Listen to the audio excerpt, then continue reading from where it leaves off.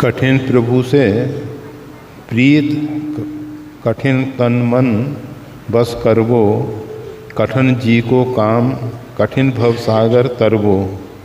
कठिन पर उपकार कठिन मोह मारन ममता, कठिन विपत में दान कठिन संपत में समता। कठिन दान अरु मन सनेह निभावत सो कठिन, कठिन वचन निभावत अति कठिन है। मेरी बुद्धि पगला गई है, मन माया मोह में जकड़ा है। कैसे मन प्रभु राम के चरणों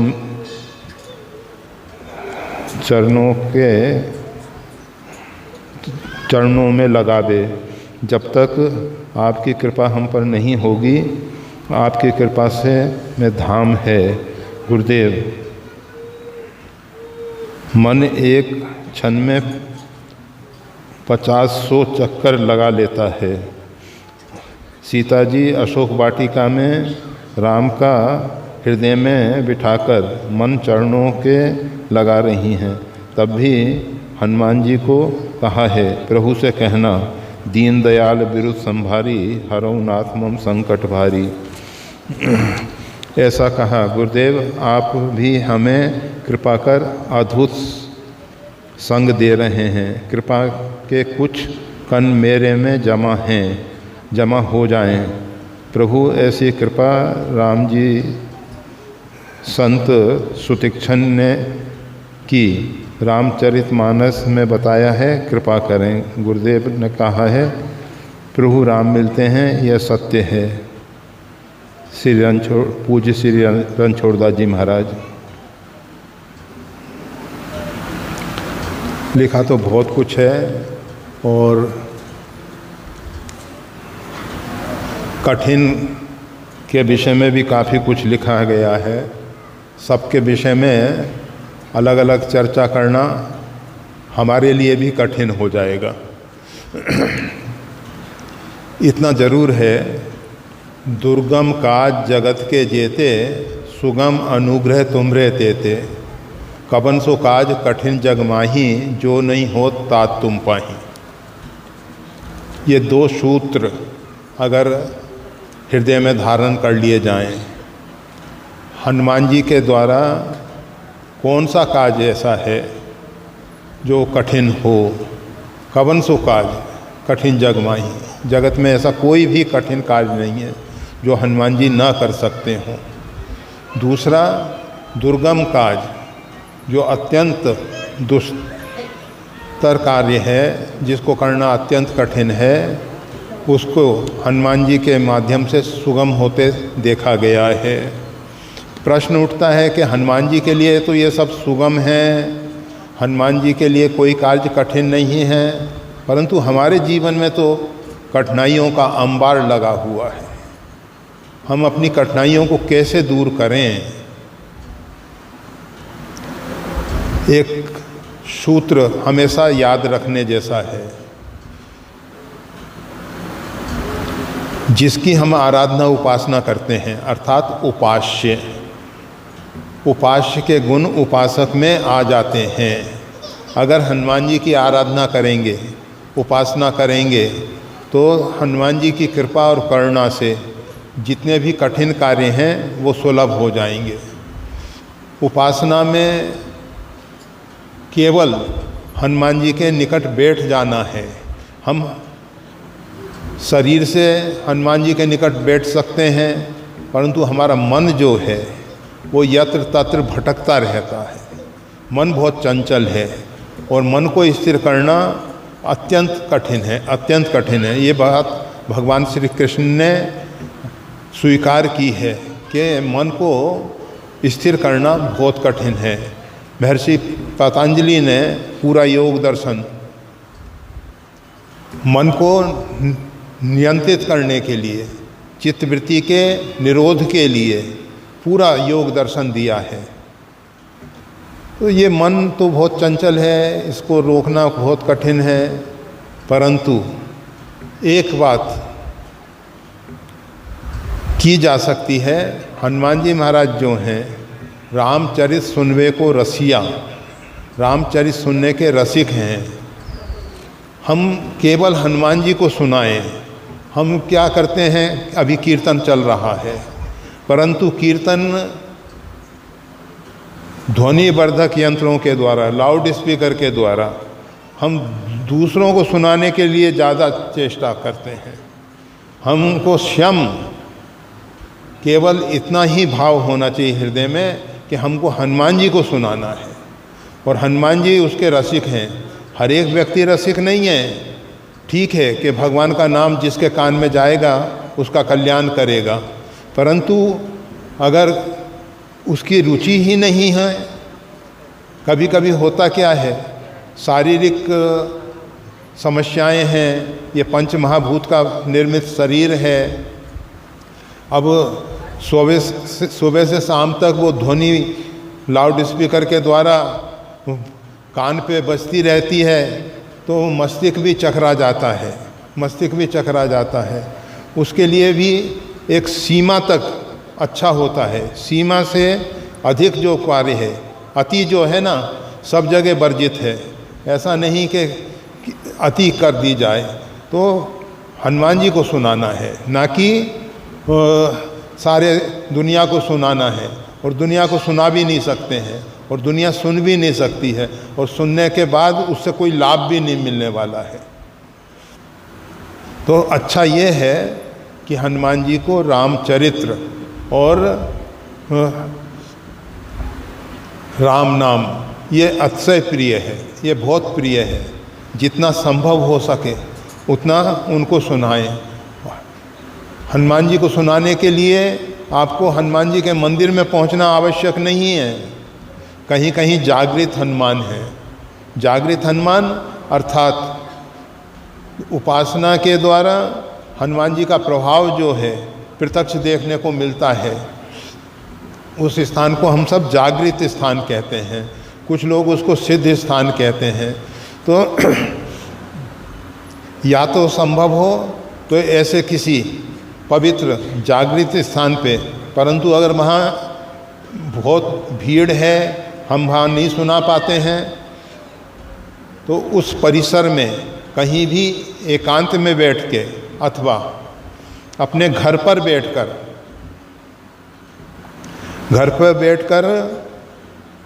जब आप रामचरित का गान करेंगे, हनुमान जी को आसन दें, अति उत्तम है।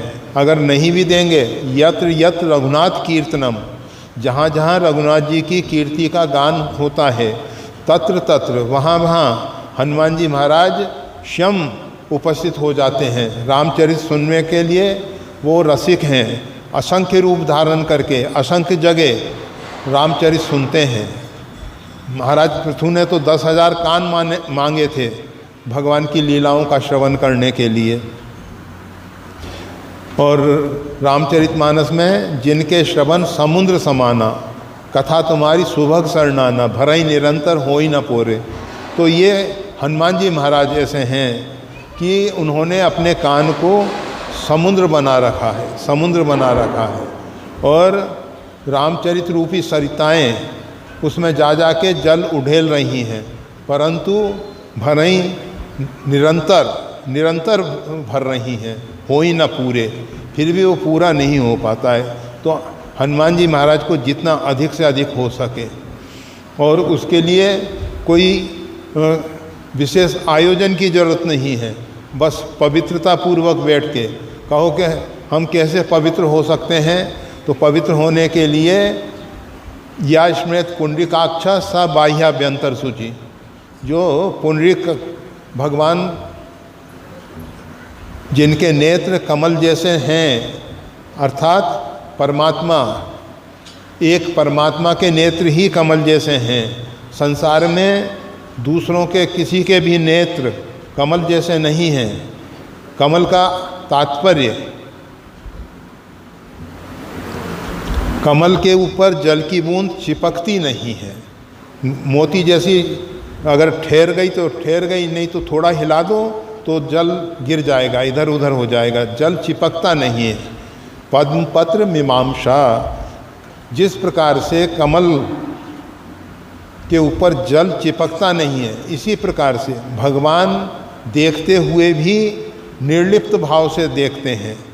उनकी दृष्टि कहीं हम देखते हैं, किसी व्यक्ति का स्वरूप हमारे सामने आता है, उस रूप को देख के उसके विषय में हमारा मन चिंतन करने लग जाता है। पूर्व संस्कारों के द्वारा जैसा जैसा हम उसके साथ जुड़े हुए हैं वैसा वैसा चिंतन होने लग जाता है। परंतु जैसे एक अबोध शिशु जन्म के बाद सबसे पहले नेत्र खोलता है तो उस समय उसकी दृष्टि काफ़ी कुछ स्वच्छ और निर्लिप्त होती है। बाद में तो माँ उसको सिखा देती है कि हम तुम्हारे माँ हैं, ये तुम्हारे पिता हैं, ये तुम्हारे भाई हैं, बंधु हैं, आदि आदि। तो बच्चे के मन मस्तिष्क में भर जाता है। जब वो माँ का रूप देखता है तो उसको याद मतलब स्मृति पटल में आ जाता है कि ये माँ है। ये दूसरे को देखता है, ये पिता है, ये भाई है, क्योंकि जैसा उसके दिल दिमाग में भर दिया गया है। परंतु बच्चा जो है पूर्ण रूपेण निर्लिप्त वो भी नहीं है, क्योंकि पूर्व जन्म के संस्कार लेके वो आया है।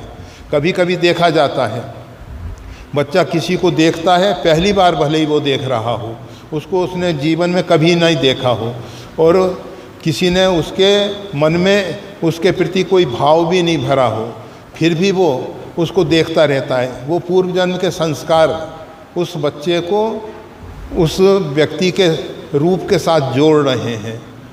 परंतु भगवान एक ऐसे हैं जिनकी दृष्टि निर्लिप्त है, कहीं लिपायमान नहीं होती है, कहीं चिपकती नहीं है। कहीं भगवान केवल देखते हैं, उसके विषय में चिंतन नहीं करते हैं। तो कमल नयन भगवान का जो स्मरण करता है वो पवित्र हो जाता है। पवित्र होने के लिए ओम अपवित्रः पवित्रो वा या स्मृत पुंडरीकाक्ष स बाह्याभ्यंतर शुचि। जो पुंडरीकाक्ष भगवान का स्मरण करता है वो पवित्र होता है। तो अगर आप पुंडरीकाक्ष भगवान का, कमल नयन भगवान का स्मरण करेंगे तो आप राजीव नयन धरे धनुषायक भगत विपत भंजन सुखदायक। भगवान जो हैं राजीव नयन है, कमल लोचन है, उनके नेत्र कमल जैसे हैं। तो भगवान का जब आप ध्यान करेंगे तो आप पवित्र हो जाते हैं।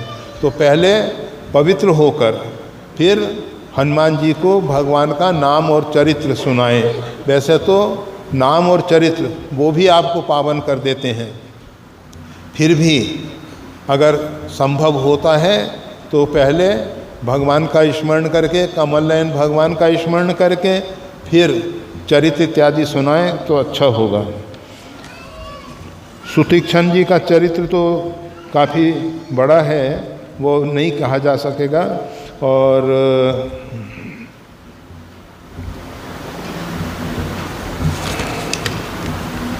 माता भगवती सीता जी ने जो कहा है दीन दयाल विरुद्ध संभारी हरऊ नाथ मम संकट भारी, तो उस विषय में जरा समझ लेना चाहिए कौन सा संकट है भगवती सीता जी के ऊपर।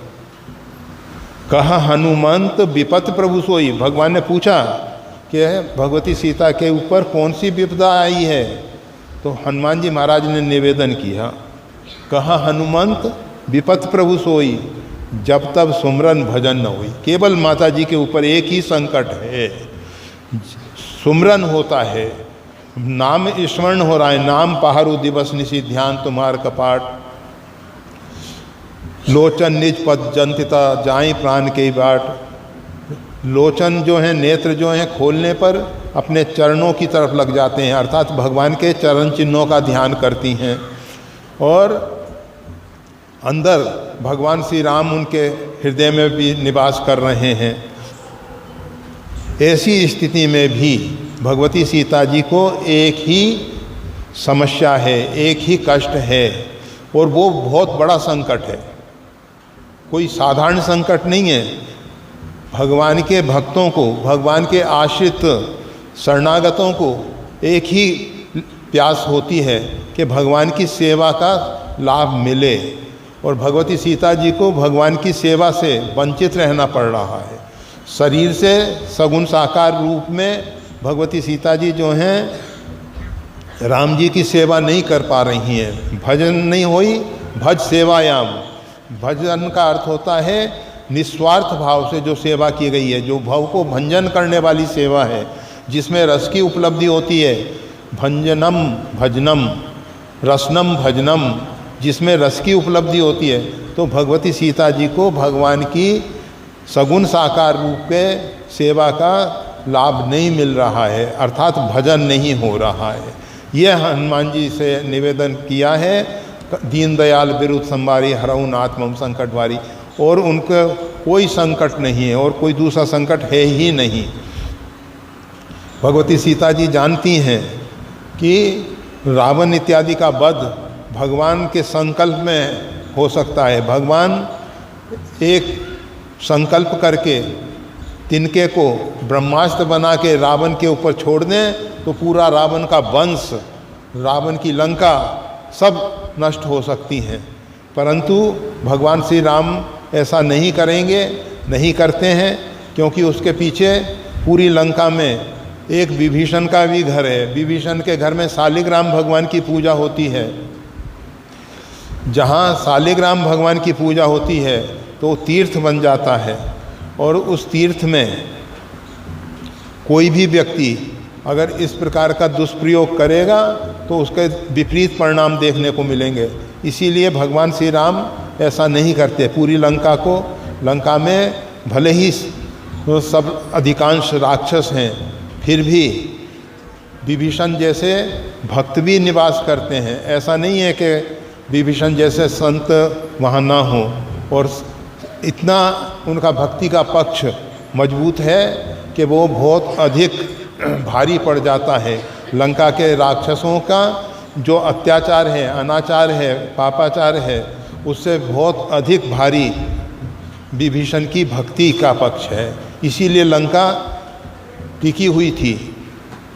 और जब से विभीषण का त्याग किया, रावण जब वहीं विभीषण त्यागा, भयो विभव तब ही अभागा, उसी दिन से उसका भाग्य अस्त हो गया और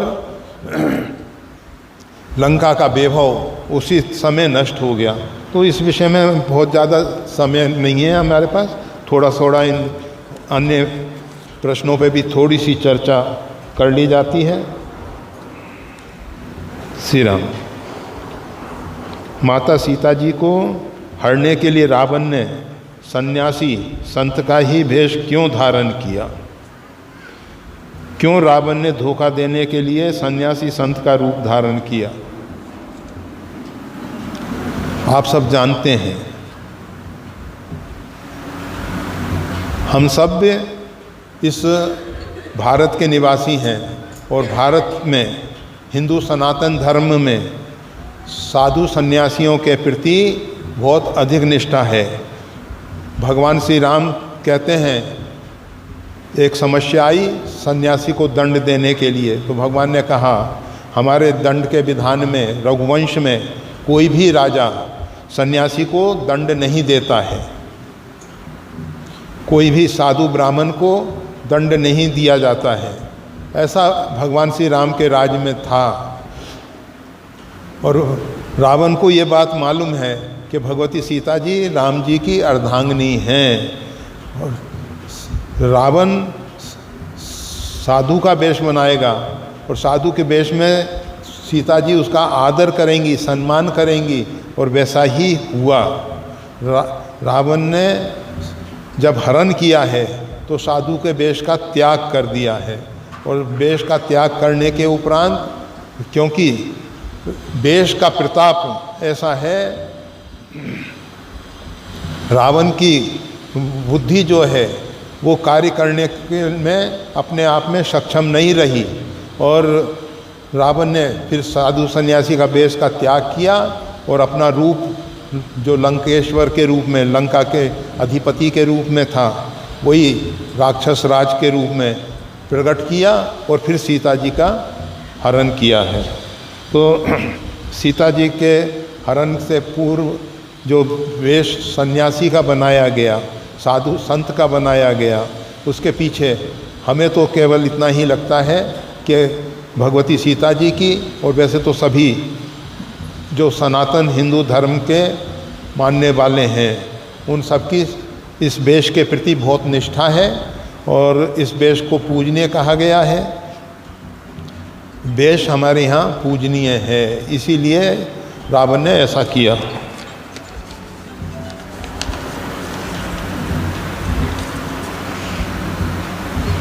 मोह सकल व्याधीन कर मूला, तिनते पुनि उपजई बहुसूला। मोह की निवृत्ति किस प्रकार हो सकती है? महामोह तम पुंज, जासु बचन रविकर निकर।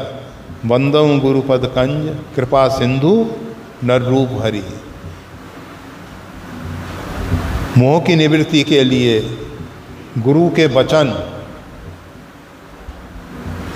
महामोह तम पुंज, कितना ही सघन अंधकार क्यों ना हो, जासु वचन रविकर निकर, उनके वचन जो हैं सूर्य की किरणों के समान हैं। तो ये मोह जो है इसकी निवृत्ति होती है गुरु वचनामृत से। अगर हम गुरु वचनामृत का श्रवण करते हैं, पान करते हैं और उसको हृदय में धारण करते हैं, उस पर मनन करते हैं, उस पर चिंतन करते हैं, तो मोह की निवृत्ति हो सकती है। वैसे मोह 10 मोल, तासु भ्रात अहंकार। मोह रूपी जो रावण है वो हमारे सबके हृदय में भरा हुआ है, और साधारण व्यक्तियों की तो गिनती क्या है। नारद जी, पुण्य नारद कर मोह अपारा, नारद जी को अपरिमित मोह हो गया था। साधारण व्यक्ति किस गिनती में है? बड़े बड़े ऋषि महर्षि मोह में फंस जाते हैं। ये मोह की निवृत्ति बहुत साधारण रूप में नहीं हो पाती है। फिर भी गुरु के वचन मोह की निवृत्ति करने में सक्षम हैं। गुरु के वचन सुनने से पूर्व गीता में जो भगवान ने हमको एक आदेश दिया है, तद्विधि प्रणिपातेन परिप्रशयन सेव्या। अर्जुन, तू संत ज्ञानी महापुरुषों की शरण में जा। तद्विधि प्रणिपातेन, और उनको प्रणिपात प्रकृष्ट करके निपात, जैसे भूतल परेऊ लकुट की नाई, दंडवत जिसको कहते हैं, साष्टांग दंडवत। प्रणिपात का अर्थ होता है साष्टांग दंडवत। प्रणिपातेन, भगवान कहते हैं कि पहले उनको प्रणिपात कर, अर्थात मन से, हृदय से, सिर से, बुद्धि से, विचारों से उनके चरणों में अपने अहंकार को समर्पित कर दें। अगर हम अहंकार को लेके अपने ज्ञान के अहम को, अभिमान को लेके संतों की शरण में जाएंगे तो उनसे कोई लाभ नहीं पाएंगे। रावण भी गुरु रूप में शंकर जी को मान रखा था, परंतु रावण सच्चा गुरु भक्त नहीं है। रावण की गुरु निष्ठा सच्ची नहीं है। रावण ने अपने चरित्र के द्वारा दिखा दिया, मनहु तोल निज बाहुबल, कैलाश को हाथ पे उठाया। और गोस्वामी तुलसीदास जी कहते हैं कि वो मानो अपने बाहुबल को तोल रहा है। किसके साथ? कैलाश के साथ। भगवान को हल्का दिखाना चाहता है। जो गुरु को हल्का दिखाना चाहता है, नीचा दिखाना चाहता है, वो उनका शिष्य कैसे हो सकता है, भक्त कैसे हो सकता है? रावण तथाकथित ठग ढोंगी भक्त है। रावण कोई सही शिष्य नहीं है। वो तो केवल दिखाने के लिए अपने आप को शिव भक्त कहता था। शिव भक्त होने पर कभी भी शिव की इस प्रकार से अवमानना नहीं कर सकता था, परंतु उसने जो अवमानना की है वो निश्चित कर देती है कि रावण शंकर जी का भक्त नहीं था। तो जो कह रहे थे तद्विधि प्रणिपातेन परिप्रशयन सेव्या, उनकी सेवा कर और सेवा करके उनसे निवेदन करो, प्रार्थना करो कि भगवान ये मोह की निवृत्ति कैसे हो सकती है। तो गुरु कृपा से मोह की निवृत्ति हो जाएगी। अब इस विषय में केवल एक शब्द ही पर्याप्त हो सकता है मोह की निवृत्ति के लिए, परंतु उसके पूर्व उस वचन को धारण करने की योग्यता हम में आनी चाहिए। इसीलिए कभी कभी देखा जाता है, महात्मा कह देते हैं कि इतने साल तक नाम जप करो, इतने साल तक नियम अनुष्ठान करो, और फिर उसके बाद वो जो सार गर्भित शब्द है वो सुना सकते हैं और उसके द्वारा मोह की निवृत्ति हो जाती है।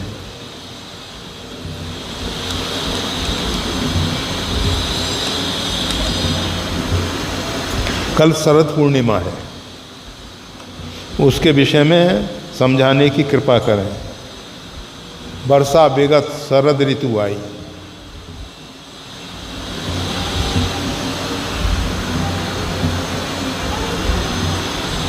ये जो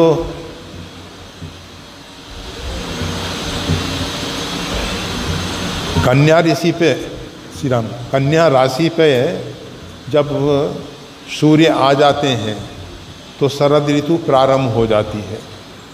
पूर्णिमा के दिन चांद, अधिकांश आकाश में निर्मलता देखी जाती है। वैसे हमने हिमालय केदारनाथ में देखा है, दिन में बर्फ़ गिरी है और रात्रि के समय पूरा आकाश वायुमंडल साफ स्वच्छ हो गया है। बहुत सी जगह कभी कभी शरद पूर्णिमा के दिन बादल देखने को मिल सकते हैं, परंतु अधिकांश उत्तरी भारत में शरद पूर्णिमा के दिन वायुमंडल बिल्कुल साफ स्वच्छ निर्मल होता है, उसमें धूल इत्यादि बिल्कुल नहीं होती है, और चंद्रमा से जो अमृत झरता है, चंद्रमा की जो किरणें हैं उनमें अमृत का वास है। ये वनस्पतियों में जो विशेष गुण अमृत का आता है तो वो चंद्रमा से ही आता है। चंद्रमा वनस्पतियों को पुष्ट करता है अपनी किरणों के द्वारा। तो वो शरद पूर्णिमा के दिन अमृत झरता है, और हम बहुत से लोग इसीलिए शरद पूर्णिमा की रात्रि में क्या करते हैं, भगवान को बाहर, मतलब खुले मैदान में या खुले स्थान पे जहाँ चंद्रमा की किरणें पूर्ण रूपेण आ सकें, उस स्थान पे विराजमान करते हैं। उनके नज़दीक बैठ के लोग नाम संकीर्तन, भगवान के गुणों का गान करते हुए नाना प्रकार के भजन कीर्तन करते हैं, और पायस, दूध पाक, जिसको साधारण भाषा में खीर कहते हैं, साधु उसको तस्मई कहते हैं, तो वो बनाते हैं। और फिर रात्रि में ठाकुर जी का मध्य रात्रि में भोग लगता है और फिर भक्त प्रसाद लेते हैं। तो ये शारदीय नवरात्रि के बाद पूर्णिमा जो आती है, ये शरद पूर्णिमा होती है, जिस समय सूर्य कन्या राशि के होते हैं और चंद्रमा पूर्णिमा की तिथि पे होता है। इसी दिन भगवान श्री कृष्ण ने वृंदावन में रासलीला, जो आधी रासलीला रह गई थी, भगवान श्री राम के लीलाओं में ऐसा रसिक महात्माओं की मानना है, उन्हों के द्वारा जो काव्यों की रचना की गई है, उन काव्यों में ऐसा मिलता है, भगवान श्री राम चित्रकूट में 99 रासलीलाएँ किए हैं। ये रासलीला क्या है? रसोबे शह, परमात्मा स्वयं रस स्वरूप हैं, और उस रस का, अमृत का, वो जो प्रेम रस है, प्रेमामृत है, उसका पान कराते हैं भगवान। उसका नाम है रासलीला। उसको कराने के लिए मन बुद्धि को शुद्ध और पवित्र करके, क्योंकि दूषित मन, दूषित बुद्धि से भगवान की रासलीलाओं को नहीं समझा जा सकता है। वहाँ तो शुद्धांतःकरण आवश्यक है, पवित्र हृदय आवश्यक है। जब पवित्र हृदय होता है और भगवान की रासलीला का दर्शन होता है, भगवान कृपा करते हैं। वो जो रासलीला 99 रासलीलाएँ चित्रकूट में भगवान श्री राम के द्वारा संपादित हुई हैं। उसमें से आधी रात लीला शेष रह गई थी, विघ्न आ गया था और उस विघ्न के कारण वो आधी लीला शेष रह गई थी। उसको द्वापर में आके, त्रेता में जो कुछ कार्य अधूरे रह गए थे, भगवान श्री राम ने द्वापर में आके उनको पूर्ण किया है। इसलिए ये शरद पूर्णिमा के दिन महारास का भी आयोजन हुआ है और अभी भी लोग वृंदावन इत्यादि में महारास की लीलाएं करते हैं, दर्शनार्थी जाते हैं, देखते हैं। तो शरद पूर्णिमा के बाद कार्तिक मास प्रारंभ हो जाता है। यहाँ तक अश्विन मास पूरा होता है। पूर्णिमा पूर्णमासी नक्षत्र प्रधान महीनों में महीने की पूर्ति जो होती है नक्षत्रों के आधार पे होती है। अश्विन मास जो है अश्विन नक्षत्र पे सूर्य होने से, सूर्य का जो प्रारंभ है वहाँ से होता है। और अगर पूर्णिमा के दिन आप देखें तो अश्विन नक्षत्र प्रातः काल उदय होता है, संध्या समय देखा जा सकता है, अंतरिक्ष में देखा जा सकता है, पूर्व दिशा में देखा जा सकता है। तो नक्षत्र मास के हिसाब से, चंद्रमास के हिसाब से अमावस्या पे महीना पूरा होता है और संक्रांति पे महीना पूरा होता है सौर मास के हिसाब से। अनेक ज्योतिष में गणनाएँ हैं। इसलिए नक्षत्र मास के हिसाब से कार्तिक मास शरद पूर्णिमा के बाद प्रारंभ हो जाता है और कार्तिक मास को दामोदर मास कहा जाता है। कार्तिक मास के स्नान इत्यादि के नियम लिए जाते हैं, क्योंकि वर्षा ऋतु में नदियों में स्नान वर्जित है, इसलिए बहुत से लोग वर्षा ऋतु में बंद कर देते हैं। तो कार्तिक मास में पुनः वो सब प्रारंभ कर दिया जाता है और विशेष नियम लेके भगवान की आराधना उपासना की जाती है। जय श्री राम।